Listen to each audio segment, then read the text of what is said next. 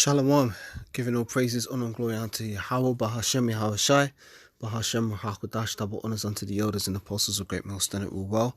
Sincere Shalom to all of the Akim, teaching this word around the globe in faith and truth and sincerity. More specifically, Shalom to the 144,000 elect men in the nation of Israel. Shalom also to the rest of the elect destined to be saved.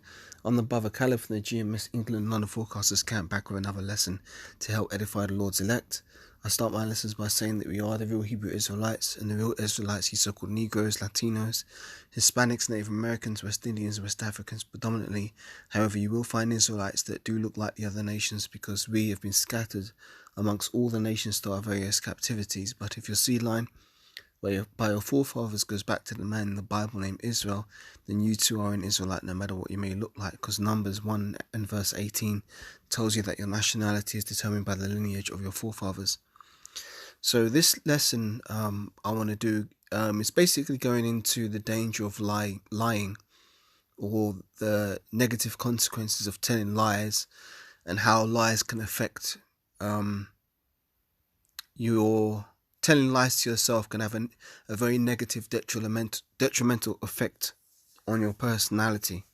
Now when you on the screen here you can see an image, and it's of an Edomite. But this is just the first image I pulled up, so it's just for illustration purposes, So this picture here is of an Edomite woman, what looks to be an Edomite woman, but as you can see, the picture is of some shattered glass, so it looks like a mirror that has been shattered. Now the reason why I've got this image on the screen is because this is what happens to your personality when you tell lies. Rather than you being a cohesive, whole, complete image, parts of your soul get shattered and they become fragmented. The reason why it's fragmented is because you've got some elements of truth, but they're mixed with some elements of lies. And a truth and a lie cannot go together. It's like water and oil, they don't mix. So when you tell lies to others, or even more dangerously, tell lies to yourself, what you're essentially doing... So like I've got notifications on, let me turn them off. What you're essentially doing is bear me a second. When you tell lies to others or to yourself, what you're essentially doing is shattering your soul, and you're becoming more fragmented. Really, what the truth is supposed to do is supposed to bring us back together within ourselves firstly. So it brings our mind back to its correct state, its complete state. But then the larger aspect of it is that it brings us more into alignment with the rest of the body, the other believing men, because this truth isn't just about one man. Well, you could say it is, it's about Yahushua, but I mean, after that, it's about the elect, the men which were predestined for this calling. But let me stay on this topic first, because when you tell lies, it has very, very many detrimental effects. So first of all, I'm going to start with, bear me a second, Psalms 51. Now let me start with Exodus 20. Let's start with Exodus 20. Let's take it from the beginning.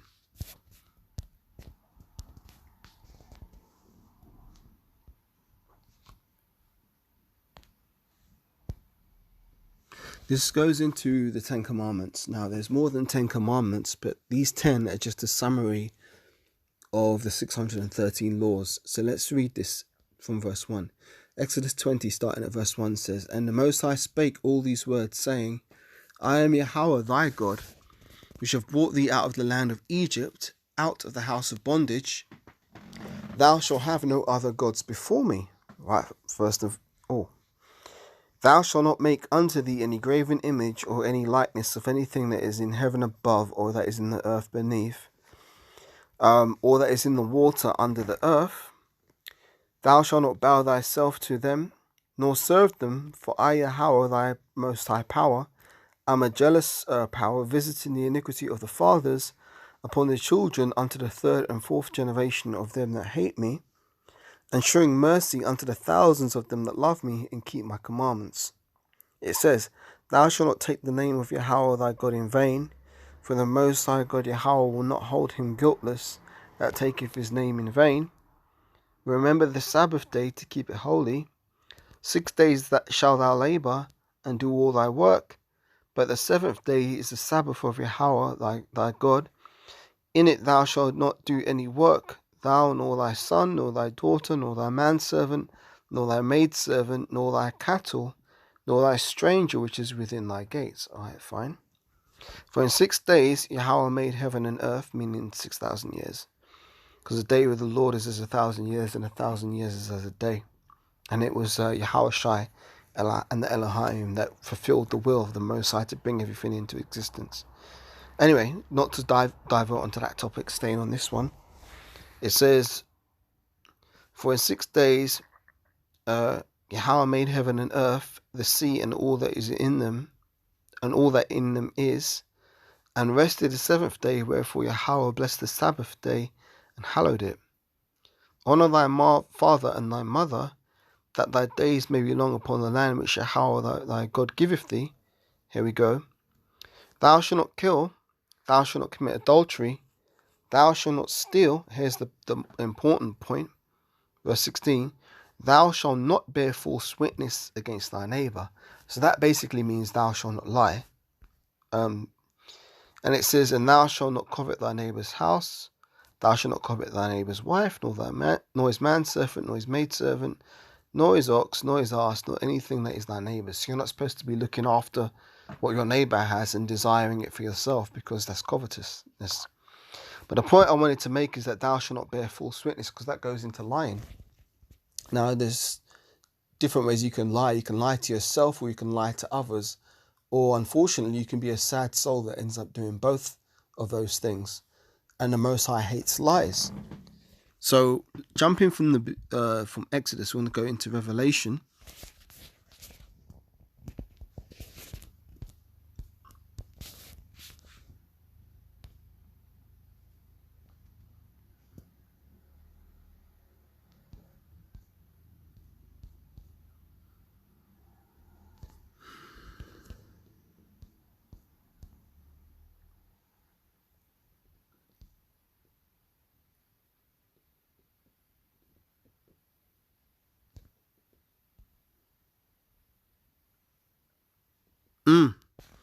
Revelation 21 and verse 27.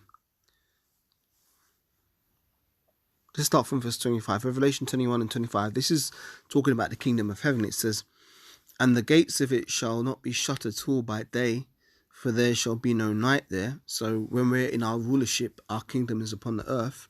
That's how it's going to be. And it says, and they shall bring the glory and honour of the nations into it, and there shall in no wise enter it anything that defileth. See, telling lies defiles your soul. And there shall in no wise enter into it anything that defileth, neither whatsoever worketh abomination, or maketh a lie, but they which are written in the Lamb's book of life. So things that people that make lies ain't going to be found in the city. But the thing is, we know that because in the kingdom we're going to be completely 100% righteous. We're never going to go off. So lying's not even going to be heard in the kingdom of heaven. It'll be heard among the heathens, but it won't be heard amongst us. So there's another one I want to get. Revelation 21 verse 7. He that overcometh shall inherit all things, and I will be his God, and he shall be my son. But the fearful and unbelieving and abominable and murderers and whoremongers and sorcerers and idolaters and all liars shall have their part in the lake which burneth with fire and brimstone, which is the second death. It emphasizes the fact that all liars shall have their part in that destruction. So these are the dangers of telling lies. The Most High down with that. So basically you got to be as honest as possible wherever possible. Now, in this kingdom, there are times where you do have to supplant in certain situations, but it's not to something that's just a stupid, vain thing. Like, for example, I'll roughly paraphrase it. There's an account where Abraham feared for his wife Sarah because she was beautiful when he went into Egypt, that they would kill him and try and take her, So he told her to say that he's her brother, so that they wouldn't commit this particular wicked act. And it got into a situation where I believe the Pharaoh of Egypt kidnapped Sarah and desired to have her, but the Most High sent him a horrible vision in a dream, and he realized that he was going to do something off. And then Abraham confessed that, yeah, he did supplant in that. He said she was her sister. He was her sister rather than her husband.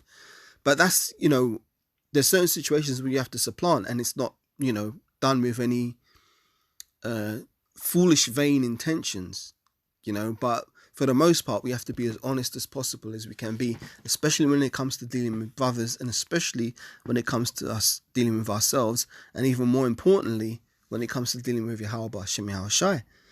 Because the scriptures say that the Most High is a spirit, and they that worship him must worship him in spirit and in truth. Let me get that.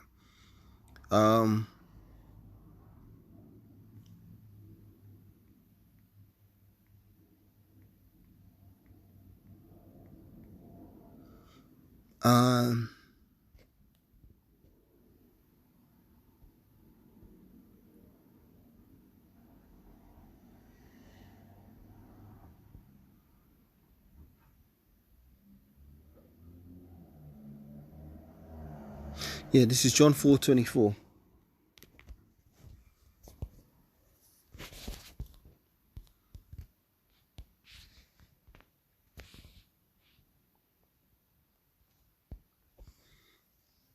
It says, the Most High God is a spirit, and they that worship him must worship him in spirit and in truth.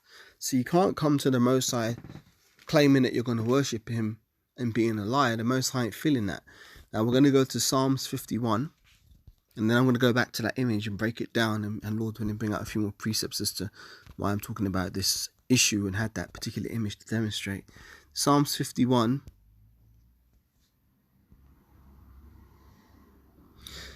Starting at verse 3, when you're honest, you'll acknowledge your transgressions and you'll acknowledge your sins. When you're a liar, you're going to run from them, and then you're going to have hatred towards anyone who dares shed a light upon those sins, because you don't want to address them yourself. So really, you're just acting like a fugitive running from justice if you're in that mindset. But let's read right. It says Psalms 51. It says, verse 2, wash me thoroughly from mine iniquity and cleanse me from my sin, for I acknowledge my transgressions, and my sin is ever before me.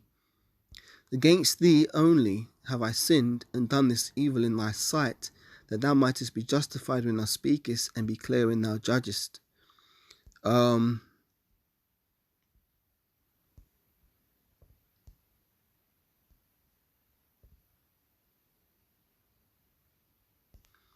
Bear me, I'm looking for another one.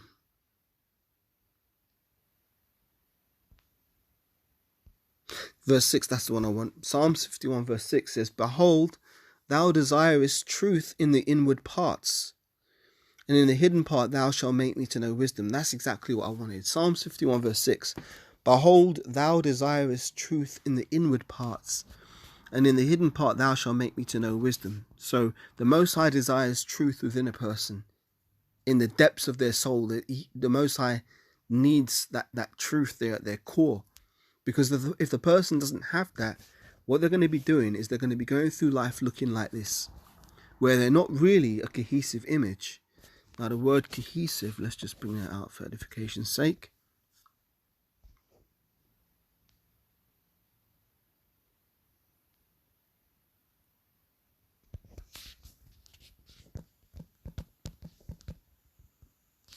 The word cohesive means right. Remember, was it 1 Corinthians 14 verse 40 says, let all things be done decently and in order. So that applies to the brotherhood, the large body, believers, the tabernacle of David, but it also applies within ourselves. We have to be decent and in order within ourselves. But what the opposite of order is chaos. No judgment, no accountability, no reasoning, no logic in terms of looking at one event and how it might affect another, that's chaos, and what you have, the opposite of order is chaos. So breaking down the word cohesive, it means characterized or causing cohesion, as in a cohesive agent, cohering or tending to cohere, meaning well integrated and unified, of relating to the molecular force within a body or substance acting to unite its parts. So what we're trying to do is we're trying to become more cohesive within ourselves and within our spirits. But when we tell lies to others and when we tell lies to ourselves, we become more and more fragmented. And we're fighting to uphold a false image that isn't really who we are at all, but we hide behind that because they, people hide behind that because they're too afraid for the real them to be shown, because they feel inferior or insecure or any number of things. Basically, they've got very low self-esteem, which goes back to demons, really, because it's demons that cause these negative thoughts, these negative self-perceptions, this low self-esteem, this depression.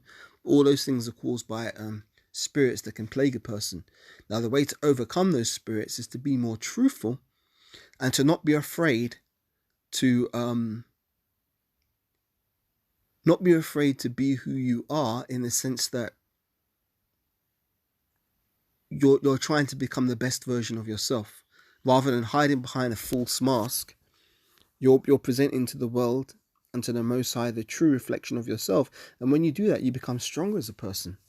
Whereas when you tell lies, you become weaker as a person. And the more lies you tell, the more fragmented your soul and your spirit becomes. Because what tends to happen with such a person is, rather than looking at the whole unified picture, they start to focus on one element. So, for example, let's look at one little piece of glass here, as you can see on the screen. If you were to focus on one little piece of glass, you're putting all your energy into that one area. But all the other areas of your persona or personality are being neglected, and they're becoming even more fragmented and more shattered, because you're basically living a lie and doing your best to sustain a lie and uphold a lie. Whereas if you're telling the truth, or if you're an honest person, you have honesty in your inward parts, you're going to find all these fragments start to be brought back together in unification. So then you become a whole person. Now, the importance of this is that, or why I'm talking about this, is because when you've got a fragmented personality like that, your decisions start to become more erratic and disorganized, because a person who's fighting to uphold their status quo of a false persona, they're spending all their energy and resources in trying to do that, and neglecting all the other areas of their personality that are being left by the wayside. And as more time passes, the parts become more and more shattered and fragmented. I hope this is making sense. But the way the Most High works is that he deals with order. And I could use two examples here to express the point, because I'm going to use principles based upon the arts. So I'll talk about art and music, because I can relate these things to those things, hopefully in a coherent way. So let's say you're a person, and the way that music works is based on scales, which basically sequences, patterns, in which things, or I should say sounds, either ascend or descend, and the value attributed to them determines what degree of a scale it would be. Now, when learning songs, hopefully this is making sense, it's not getting too deep, but when learning songs, every song is in a particular key signature, which means it adheres to a particular scale. So I'll use a hypothetical example of B major. B major scale contains 7 different notes, and the notes are very specific. If I was to play a note that wasn't in that scale, it would be disharmonious, and it would sound completely wrong. Even to an untrained listener's ear, it would sound completely off, because it doesn't fit within the sequence. It's out of order, and it becomes the opposite of harmonious, which is discordant. So it becomes a discordant thing. You're playing wrong notes. So in order to make that work, you have to relate one thing to another. So therefore, you have to relate the key signature of the song to the notes that you would play in order to perform that song. If you start playing other wayward notes, it's just going to sound like a hot mess, right? Now, I'm using that principle to illustrate what lies do to your spirit, because when you tell the truth, that's like a perfect scale. You know, everything works in harmony and concordance with reality, because there's the reality that we live. Then we've got our subjective perceptions. But the thing is, our subjective perceptions should not be disregarding reality. Really, our subjective perceptions should be adhered as close to reality as possible. Now, when I say reality, I'm not talking about reality of just things you can touch, taste, see, hear, or smell. I'm talking about the reality of the scriptures. You see, what do the laws say we need to be doing? So basically, when you come back to this truth, or you come into the knowledge, wisdom, and understanding of this truth, we should be working overtime to the best of our ability to adhere to these scriptures as much as possible, because the scriptures do say, "Thy law is a lamp unto my feet." And it's by adhering to the scriptures that it directs our steps and our paths. Now, the opposite of that would be to lean unto one's own understanding, which is Proverbs 3 and verse 5, which says, "Trust in the Lord with all thy heart, and lean not unto thine own understanding." But a lot of people do that, and especially when they're liars, they'll lean unto their own understanding, and they think that they can come up some other way. There is no other way. The only way is the truth. What did Yahushua say? "I am the way, the truth, and the life. No man cometh to the Father but by me." See? So we need to go through Yahushua. And in order to go through Yahushua, we have to come correct, man. And we have to come honest. And we have to be able to admit our faults. And not try and front and stunt, because all this fake-ass fronting and stunting, that's just someone's vain, lame attempts to impress people of the world. And the reason why a lot of people will do that is because they're seeking affection from people of the world. But the thing is, remember what the scripture says, and because iniquity shall abound, the love of many shall wax cold. So fuck the love of the world, man. The love of the world cannot compare to the love which Yahushua had towards us. Because what do the scriptures say? "Greater love hath no man than this, than that a man layeth down his life for his friends." So I can't speak of anybody in the world who's laid down their life for me. But yet, through faith, I know Yahushua walked on the earth 2,000 years ago, and he made his sacrifice that, Lord willing, I could come into this thing, and Lord willing, be of the hopeful elect. So fools will seek love and affection of the world, but a spiritual man, a wise man, would rather seek the affection of Yahweh B'Shem Yahushua. And in doing that, that will make them more upright and honest, like King David in Psalms, the 51st chapter. The Most High wants us to be upward and honest, and to have truth and sincerity in our inward parts. And if you remember in Revelation 14, it talks about how our mouths were not filled with guile. Revelation 14. Let me read that just before I get in the next point. Revelation 14.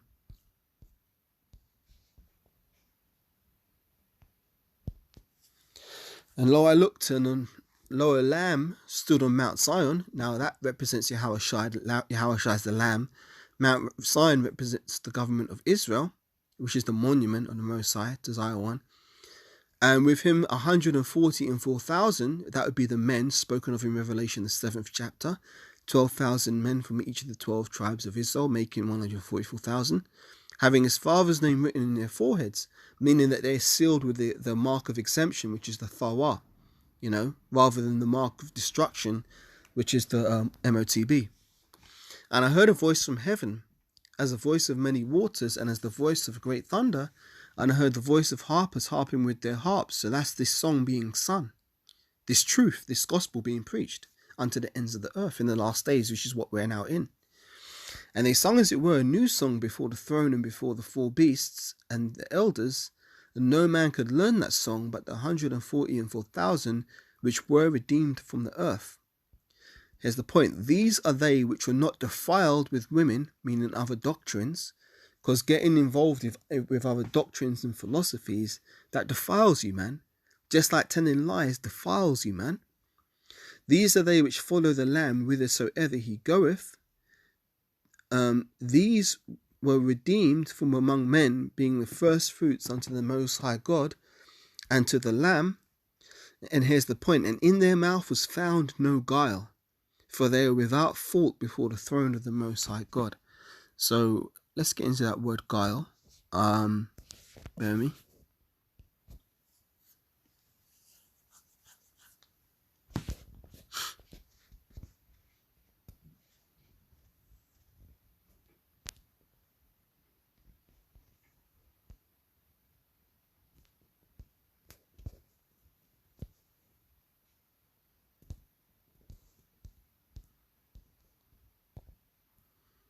The word for guile is dolos. Strong's G 1388. Dalos. Dalos. Now that outline of biblical usage goes into craft, deceit, guile. Read that again. Craft, deceit, guile. Now what a liar does is they use those things. They're crafty, they use deceit, and they employ guile. Because they're really trying to convince you that there's something that they're not. And in the process, they're trying to convince themselves. But again, as I say, they're not looking at the total picture. Now I'm going to use another example here. So the example I used was laws of music before. To be good at music or to be successful at music, you have to understand these principles and align yourself with them and be truthful in what you're doing. Because if you're truthful about how the theory of music works, that's how you can craft, through the spirit and power of Yahweh Hashem Yahweh Shai, songs that are harmonic. Whereas someone who doesn't know those things, those principles, and is just making it up as they go along, it's just going to sound like a disorganized and chaotic mess. Likewise, I'll use an example of the visual arts.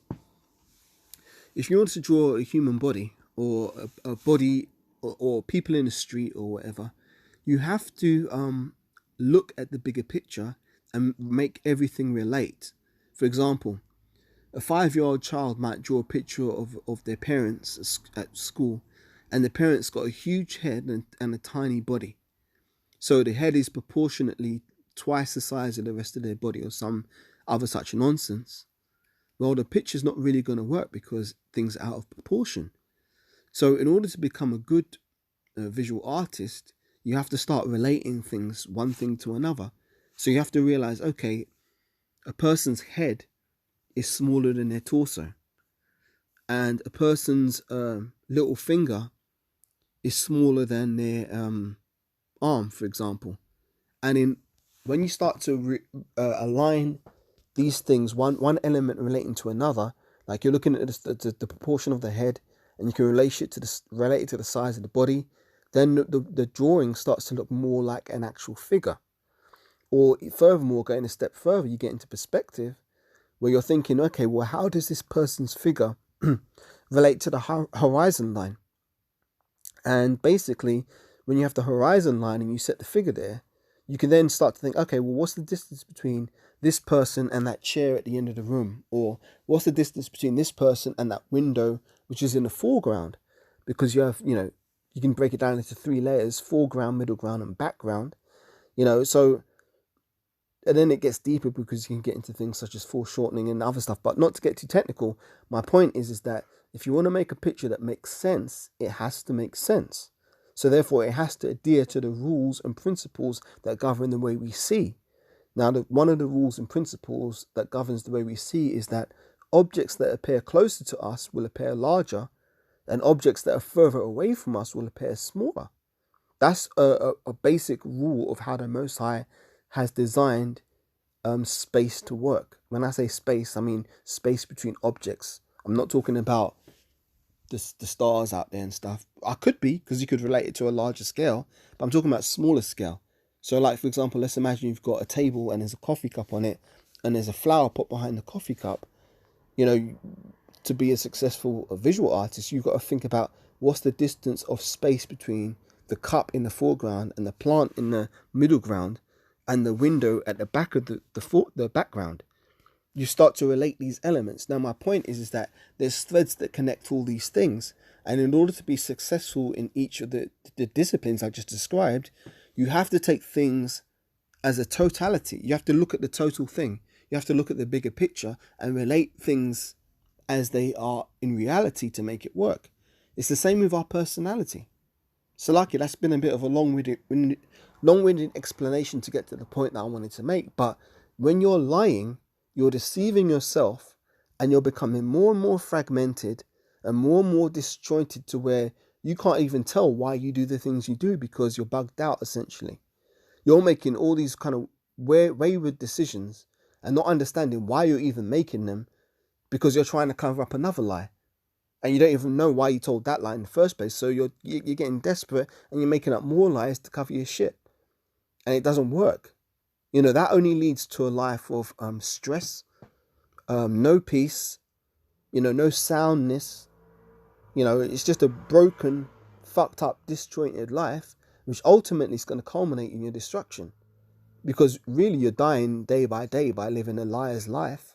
But ultimately the reward of liars is to be destroyed. Remember what I read in Revelation, and all liars shall have their part in the lake which burneth with fire. So, going to get a few more precepts on lies, and then I'll close out, because there's no reason look, a grown man doesn't need to be telling lies like that, man. Telling lies like that is something little children do because they're foolish and they don't know any better. But when you're a grown man, you should be accountable. You should be responsible. You should have integrity. You know, these things aren't things that you can forsake. Like, you can't put your integrity to the wayside and think, yeah, I'll come back next Thursday and pick it up. No, man, when you lose your integrity, it's gone. And then you have to start at ground zero, rock bottom, in order to build it back up again. But you know what? A lot of people don't have the tenacity to do that. So rather than do that, they'll lie about things and try and cover up their flaws and shortcomings. Now, the scriptures do say, why is earth and ashes proud?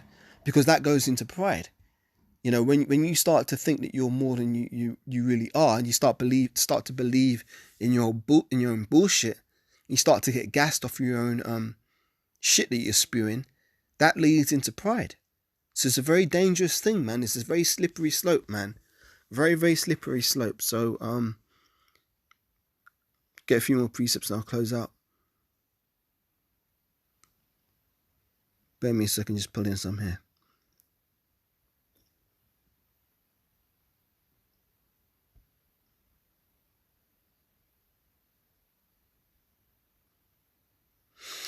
Just a few, man. Psalms 19:22. See, this is what you look like when you lie. When you tell the truth, you'll look like a complete image, perfectly fitted together. And that's on a small scale. But then that starts to work on a larger scale when you come into contact with other members of the body. You start to become perfectly fitted together with them too. And this is all part of the Most High resurrecting the tabernacle of David, which was fallen. So we're all being brought back together, and we all have to fit as like a perfectly interwoven, connecting image. Now, Proverbs 19:22 says this.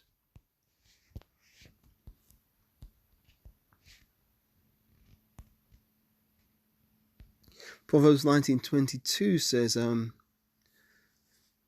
the desire of a man is his kindness, and a poor man is better than a liar. The desire of a man is his kindness, and a poor man is better than a liar. So it's better to be poor and have integrity than to be rich and a liar.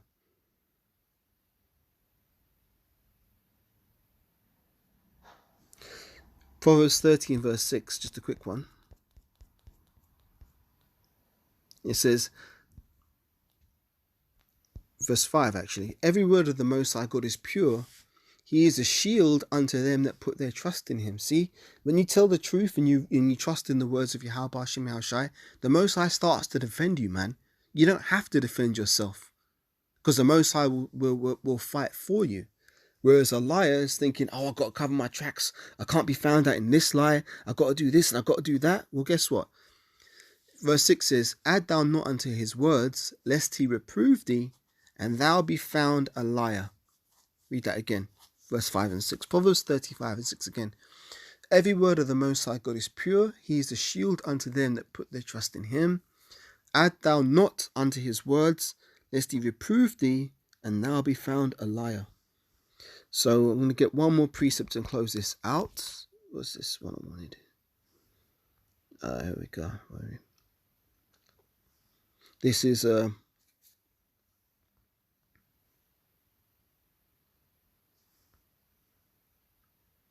Sirach 21 and 14.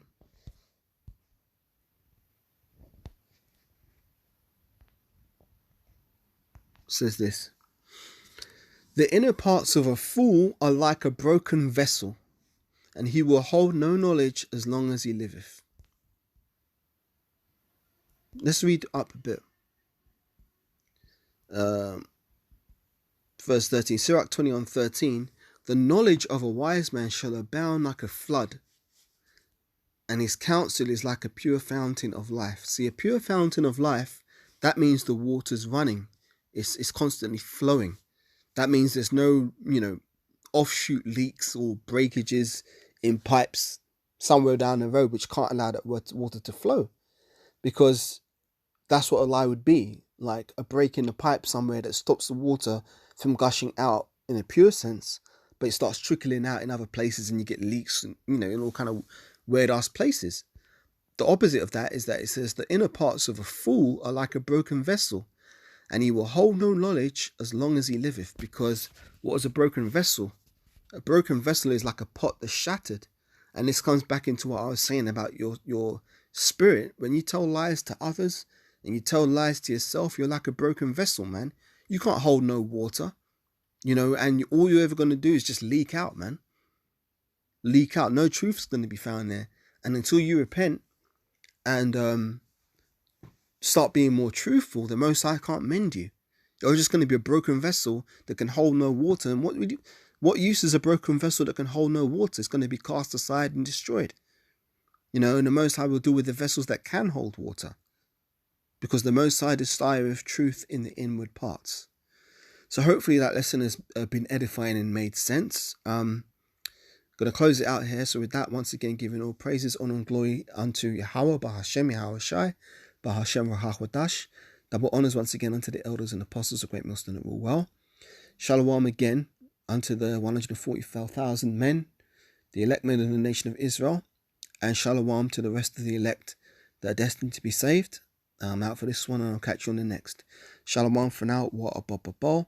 Welcome, Yeshua. Shalom.